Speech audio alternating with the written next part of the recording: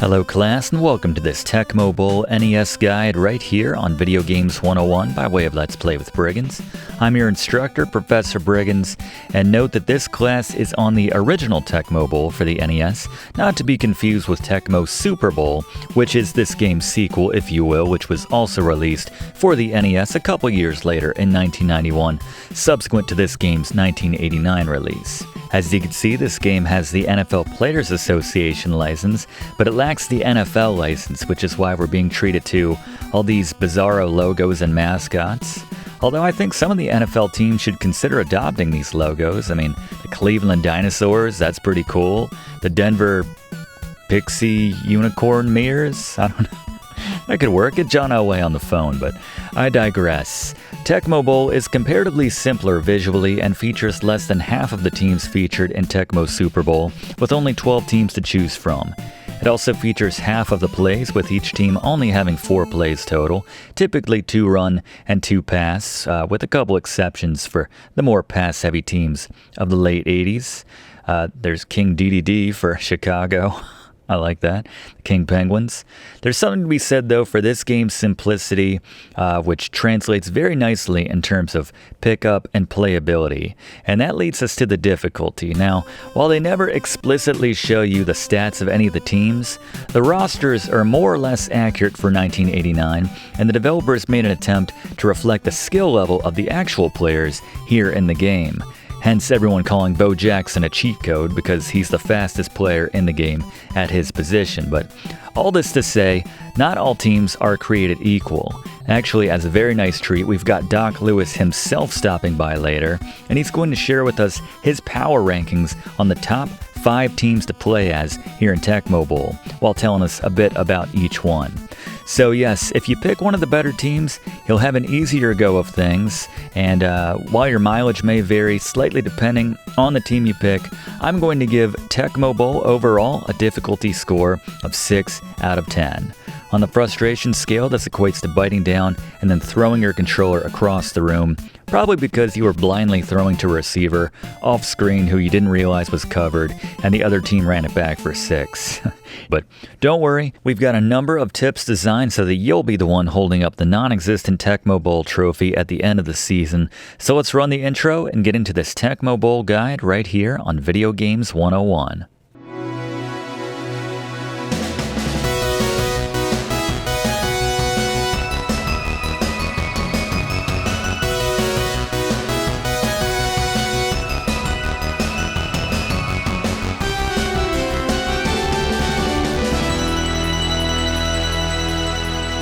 Strictly speaking, I think there is a trophy, but anyway, as we get into the game, you'll see there's 3 options, the self-explanatory 1 and 2 player modes, as well as coach mode.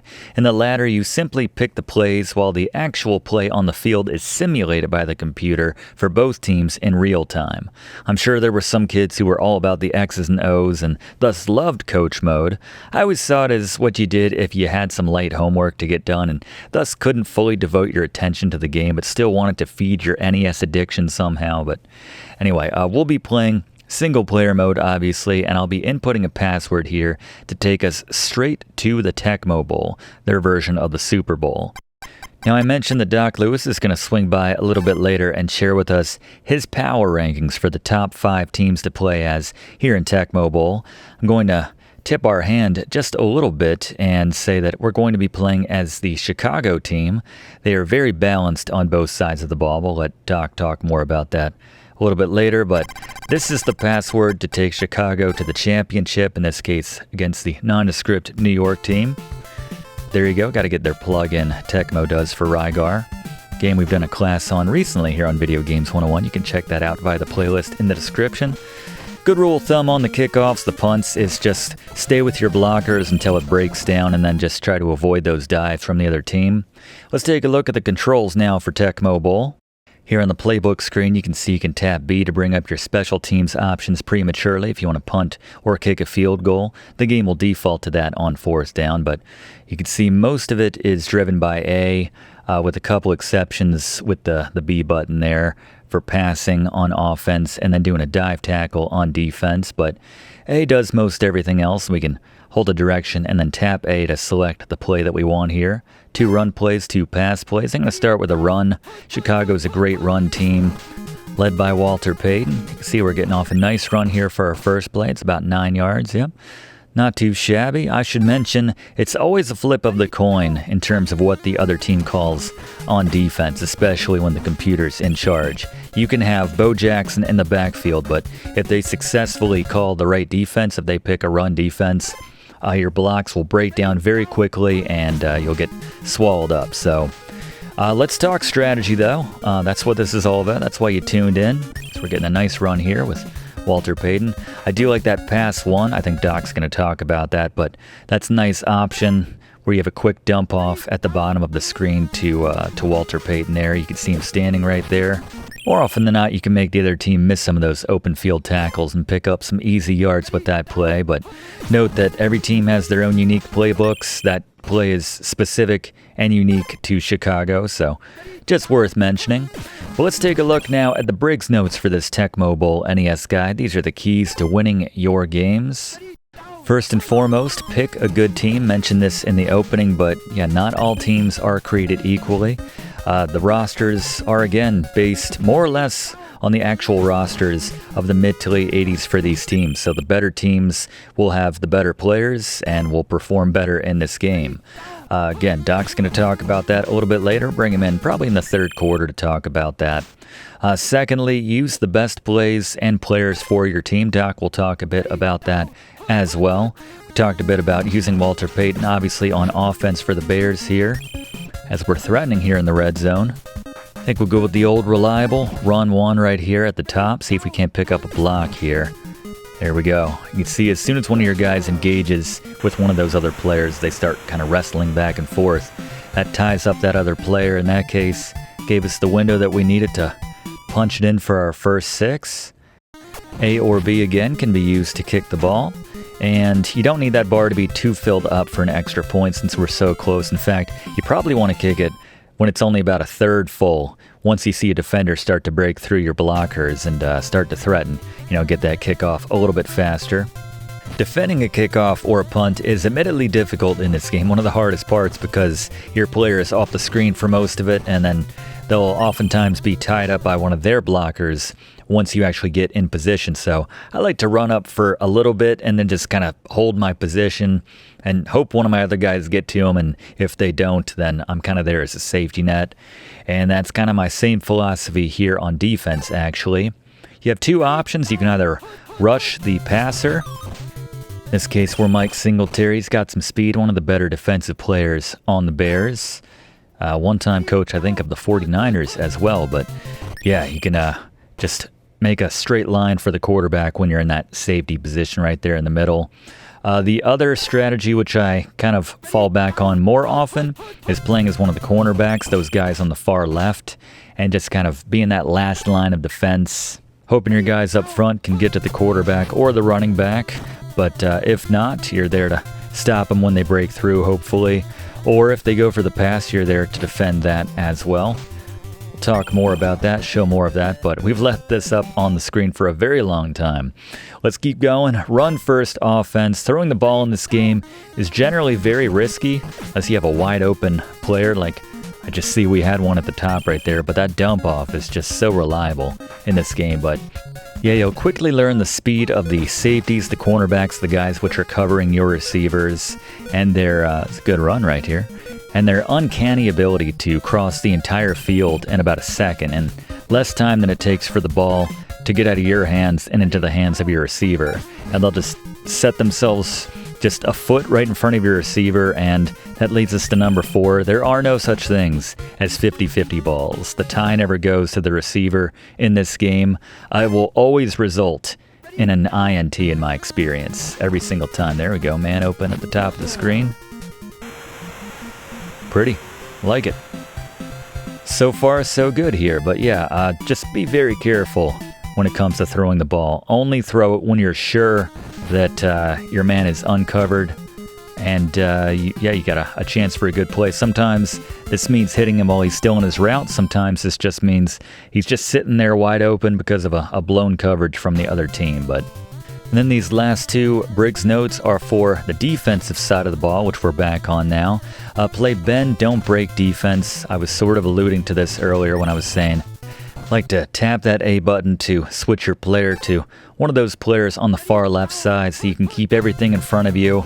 See, right here we're playing the safety Singletary, and we went for the quarterback, but we got a block.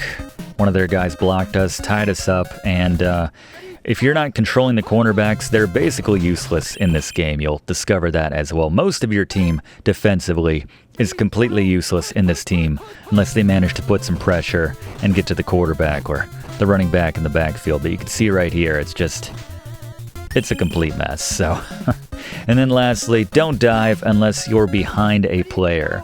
The dive angles that your player will go for, 99% of the time, they will dive where the ball carrier was a split second ago. And unless you hit them directly on, which you can only do from coming in from behind, so you can hit them with that nice straight line, you're going to miss that tackle. So, just what I recommend.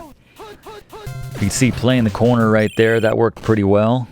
We were able to minimize the damage, and I always recommend when you're trying to block a field goal, be the guy in this position. Just run straight for the kicker, and if you don't actually get to the ball, there's a good chance you will force them to kick it sooner, and in that case, there was not enough leg on that, and they missed the kick. Should mention, just like every position in this game, the best quarterbacks, they throw the ball faster. The best kickers can kick the ball farther. The best punters can kick the ball farther. It's kind of ridiculous, actually. You'll see, the best punters in this game will fill up the bar, maybe 25%, and yet the thing goes 50-some yards. It's kind of amazing, actually, but... So we got another 38 seconds here in this first half, still pitching a shutout, courtesy of that vaunted 80s Bears defense. And the 14 points mostly coming from the legs of Mr. Walter Payton here. Again, it's not often when you get one of those opportunities at the top of the field, especially with the Bears, but when you see it, you got to take it. You also find that pocket collapses very quickly. There we go. Another 6 for Walter Payton. He's having himself a day. But yes, if they call a pass play and you're picking a pass play, then yeah, there's not much you could do about that. Even that little dump off to Walter Payton. And oftentimes, that's probably the one safe throw I would recommend trying to make in that situation. But a lot of times when they have that blitz rush coming at you and you don't have a lot of time to react, and that's when you make those mental mistakes. You force those throws that you would normally make, don't have time to check and make sure your receiver is open, and yeah, again, no 50-50 balls, no such thing. They will always intercept it if they are anywhere in the vicinity of that ball, so... All right, just 10 seconds left in the half. Let's just make sure, once again, we don't give up any big plays here. Keep everything in front of us. Got Ron Rivera on the team, too. A couple future head coaches in the NFL here on this Bears defense. Met Ron Rivera a few years ago, actually. Just tie up this guy. It'd be nice if the clock kept moving, but you can see it only moves once the ball is actually in play. Yeah, there are no timeouts. The half should be over, but curious to see who they've got lined up for the halftime show here. And this is not a good situation here. All right, so that was a strategic move right there, and just kind of running with the defender and making sure that blocker didn't tie me up. I think that's what saved 6 or 7 points right there, was just basically waiting for that ball carrier to overtake the blocker so that I could tie him up and take him down. But there you go, something for everybody in the halftime show. They didn't go all out for the Tecmo Bowl halftime performance, sponsored by Pepsi, or probably wasn't licensed, Perpsy, Dr. Topper, whatever you got, whatever your generic supermarket soda brand of choice is. But anyway, I'll say this again, as I always do when this man joins us. We have the best booking agent in the game, but Once again, let's give a warm welcome to our guest TA for the day, Doc Lewis, everyone. Welcome back, Doc. Good to see you. Thank you very much, Professor. Always good to be back here with you and, well, in this case, put some of my experience on the gridiron to good use. Oh, did you play back in the day, Doc? I did play a fair amount at the college level, and I did spend some time as an assistant coach for the Brooklyn Maulers in the early 80s, so I scouted a lot of these players when they were on their way up, but, my calling was elsewhere as I got into managing fighters and attached my wagon to a fiery up-and-comer named Little Mac, and, well, you know the rest. I certainly do. Well, if you're ready, how about you share with us your power rankings for the top 5 best teams here in Tecmo Bowl? Very happy to. Alright, so at number 5, we're starting out with the Los Angeles Raiders. Now, Professor, they say it's a team game, but that's not the case for the Los Angeles Raiders, who are all about the Bo Show. He is the fastest running back in the game, allowing him to embarrass and at times literally run circles around the would-be defenders, trying to bring him down. Add in the luxury that you don't have to worry about INTs when getting Bo the ball, and you'll be daring the opposing defensive coordinator to call 4 run-stop plays in a row. It goes without saying that Run 1, aka the Bo Jackson play, is Los Angeles' best play of the bunch. Now, while the play is designed to attack the left or top side of the field, don't be afraid to reverse course when you see a path through your blockers on the lower half of the screen. It's a testament to LA's depths at the position that Run 2 defaults to your other running back in Marcus Allen, and while he can't break tackles like Bo when his number is called, Run 2 makes for an odd change of pace now and again when Bo needs a Gatorade break. By the way, Bo never needs a Gatorade break. On the other side of the ball, you've got defensive lineman turned analyst Howie Long, who I like for attacking the line and breaking through. Or he can favor Haynes at the top of the screen like the Professor prefers and let virtual Howie and the rest of the line do their thing and try to get some penetration while you lock down the back end. At number 4, I've got Denver. Now this team excels on offense off of the strength of John Elway's arm and Tony Dorsett's speed and power in the running game. I like both options, but Denver's best play is pass 1, and while it only features a 3-receiver set, your main 2 options end their routes with little hooks to break from their defenders.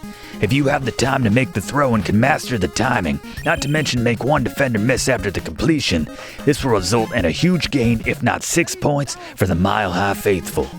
I also appreciate that one of Denver's top defensive players in Rulon Jones just happens to be in the default pre-snap position for your cursor, so this is good for the lazier player who just likes to blow up the line and hopefully the running back and quarterback with it. At number 3, I've got my New York Giants. If you're a defensively minded player, you can't do much better than this team.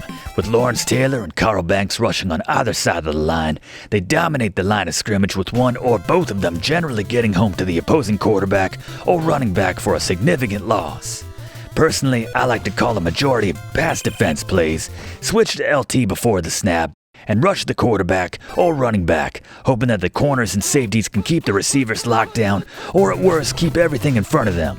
You'll blow up the play more often than not with arguably the most gifted defensive player in the game in LT, which keeps the scoring at a minimum, which is good because they're not the most skilled offensively on the other side. Now, Phil Simms is a capable passer with some deep options over the top, but without the elite arm talent of some of the other quarterbacks on this list, I prefer handing the ball off to their more than capable running back Joe Morris with their best play, Run 2, attacking the right side and trying to make those defenders miss. At number 2, San Francisco. If you're looking to attack by air, there's no better team than San Francisco. Joe Montana gets the ball to his receivers fast, and just about the only receiver I trust to throw off screen to outrun his defender, the fastest receiver in the game, Jerry Rice, will take it from there. The Niners have the best playbook for passing, boasting more passing plays with 4 receivers than any other team. Now, to be clear, this means they have 2, but the extra options are great for giving the opposing team's defensive coordinator fits with a lot of options to spread your receivers out no matter when you connect with them. That's a great pick, Professor. I especially love San Francisco's best play, Pass 2, which is little dump off to the right to pass catching running back Roger Craig, which makes for a great safety net when the pass rush gets too hot. On defense, I like Ronnie Lott, your cornerback at the top of the screen, to fly around the field and shut everything down as necessary. Now, before I reveal the best team here in Tecmo Bowl, though I'm pretty sure you can figure it out by now, let's give a couple honorable mentions which are still worth giving a look. These include Washington, who is stacked defensively coming off a Super Bowl win at the time of this game's development, but with them being a tick behind New York on defense and showing a rather average offense, they just missed the cut. Miami is another bubble team, this time one which is very skilled offensively. Incidentally, they're the only other team besides San Francisco to feature a third pass play, and Dan Marino can sling it as well as anyone. But number one, the best team here in Tecmo Bowl, Chicago, the professor knows. Chicago is arguably the best all-around team on both sides of the ball, including special teams. They've got the one-man wrecking crew in Walter Payton, who's almost as fast as Bo Jackson to pound the ground on offense. They got a couple solid running plays to get the most out of Payton, swinging wide left or right to utilize his speed. While Run 1 is Chicago's best play for doing just that, I recommend switching it up depending on which hash mark you find yourself on. Going with the right favoring Rush 2 when you're on the left hash, and vice versa to give yourself more open field to work with on the strong side. When you need to mix it up to keep the defense honest, similar to San Francisco, I like Pass 1 for a little dump-off option from Jim McMahon to the right for that safety net. It moves slow, but thankfully your receiver is right there so you don't have to worry about a sneaky defender undercutting that route. I especially like this play because once again, that safety net takes the form of Walter Payton. On defense, there's some remnants of that mythical '85 Bears team who dominated their way to a Super Bowl on the back of one of the greatest defenses in the history of the league. The speedy Mike Singletary is right there in the center of the field at safety to ensure that you keep everything in front of you and maybe even give your opponent a taste of their own medicine when you step in front of their receiver for the pick for a change. Now, if you're new to this game, you may be more attracted to the high-flying offense of a team like San Francisco, but the balance that Chicago boasts will help you put points on the board while keeping the other team off of it. Excellent work today, Doc. Thank you so much as always. And that's an excellent list, by the way. I agree 100%. You can't go wrong with any of those options. As we're looking right here at the end of the game to just embarrass New York one last time with probably the worst Tecmo Bowl, in the history of Tecmo Bowls, at least for the fans. Chicago is going to celebrate with a lot of deep dish tonight, I'm pretty sure, but putting these points up, 38 points, about to be 38 against, as Doc mentioned, arguably probably the best defense in the entire game. That's something to hang our hats on, our helmets, as it were. But here at the end, we're up against a wall here, so let's bring in Fluff, better late than never, to share some interesting facts about Tecmo Bowl for the NES. Tecmo Bowl is a 1989 NES port of a 1987 arcade title from, you guessed it, developer Tecmo. As the professor mentioned in opening, most folks are more familiar with this game's 1991 sequel in Tecmo Super Bowl, which improved upon a number of aspects of this game with better visuals, twice the play selection, and all 28 at the time NFL teams. Part of the reason that not all of the teams are represented in this game, not to mention the ones that are, don't carry the official names or logos of their corresponding NFL clubs, is that Tecmo couldn't get the official National Football League license. This instead went to the very forgettable Atlas-developed, LJN-published NES title, NFL, which was released that same year of 1989. Tecmo Bowl did, however, get an NFL Players Association license, so the rosters more or less mimicked those of the cities the teams were meant to represent. Because LJN's game, NFL, didn't have the NFLPA's license, they didn't have any of the names of the actual players in their game, so I'd say Tecmo Bowl won that exchange. Well, I'd say they won in general because their game went on to create a very successful series, not to mention arguably the best sports-themed game in general in either this or its sequel on the NES. Yeah, it's certainly on the short list for the best sports title on the NES. It's just so much fun to pick up and play, even all these years later. But before we get out of here, we got one last Fluff fact. This time, Fluff, I'm told, as it relates to the password system. In addition to the ability to continue your progress in the regular season or the playoffs, assuming you have the right code, the password system can be used to allow you to play against a specific opponent, including your own team, as well as making your team invisible, for some reason. This manifests as your players being solid gray, making them impossible to locate against the solid gray background they cover the majority of the field with. While you can attempt to play defense, in my experience it also causes the game to glitch out when you're on offense, with your being unable to move the ball and the other team being unable to tackle you. But it's a thing, assuming you have the right code, which you can find online. Although the word right is admittedly a bit of a stretch in this context. Yeah, not sure the point of that. Thank you very much, Fluff. Excellent work today. Once again, a huge thanks to guest TA on this one for helping us out with his power rankings, Doc Lewis. If you haven't already done so, please consider subscribing to enroll in these classes.